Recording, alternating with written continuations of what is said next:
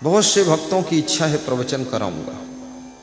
हीरालाल साहू ने प्रवचन की मांग किया है, इनको टाइम मिल गया है।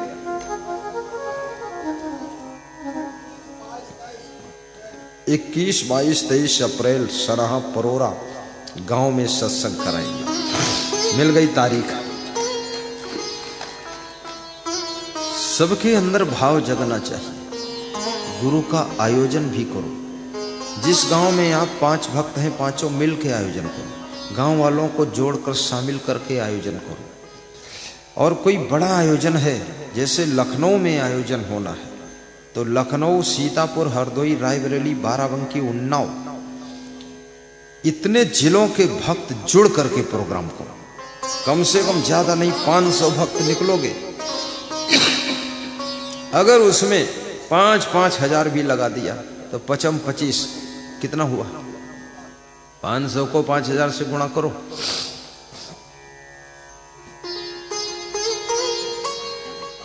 $25 लाख जोड़ लेना, चूकना नहीं। क्या हुआ? सही है? 25 लाख। 25 लाख तो प्रोग्राम में लगेगा ही नहीं। प्रोग्राम हो जाएगा 10 लाख में, तो कम कम देकर लगा दो। ये सत्संग तन, मन, बुद्धि, वाणी सब लगना चाहिए।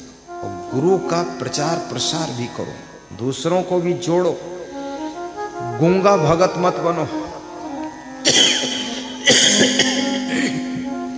बोलना सीखो। गुरु का प्रवचन सुनते सुनते थोड़ा लोगों को समझाना भी सीखो। लोग तर्क भी करेगा आपसे।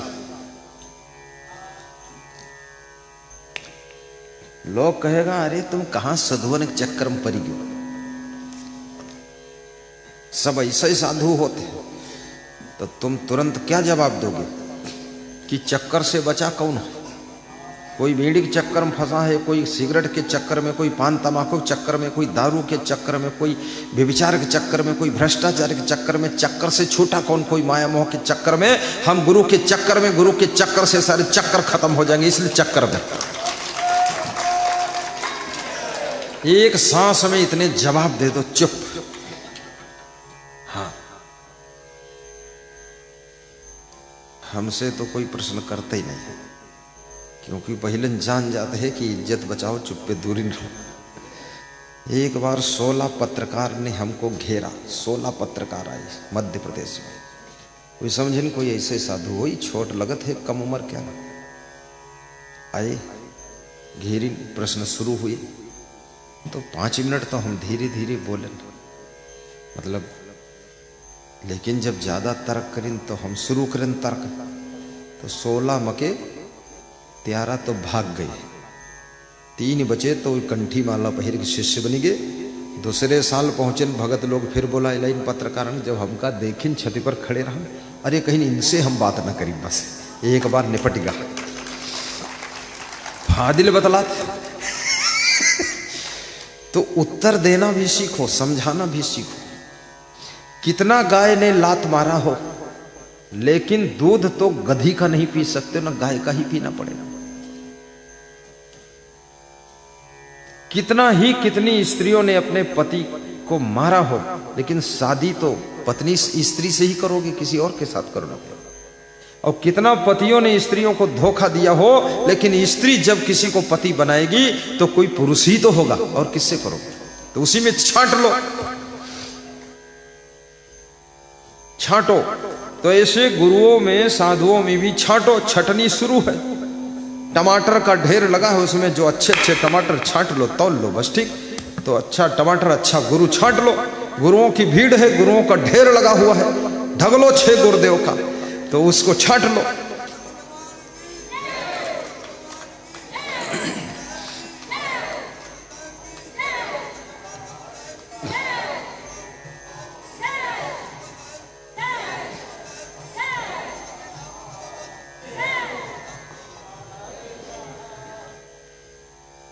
सारी जिंदगी, सारी दुनिया चुनाव से भरी हुई है।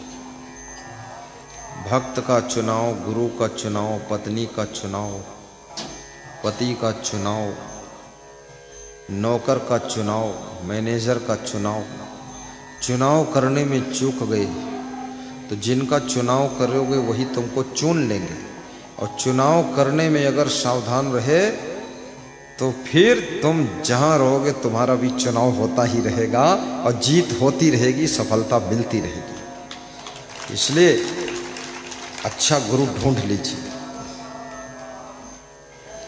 अत्यंत कोपा कटुका च वाणी दरिद्रता च सुजनेश वैरम नीच प्रसंगा कुलहीन सेवा।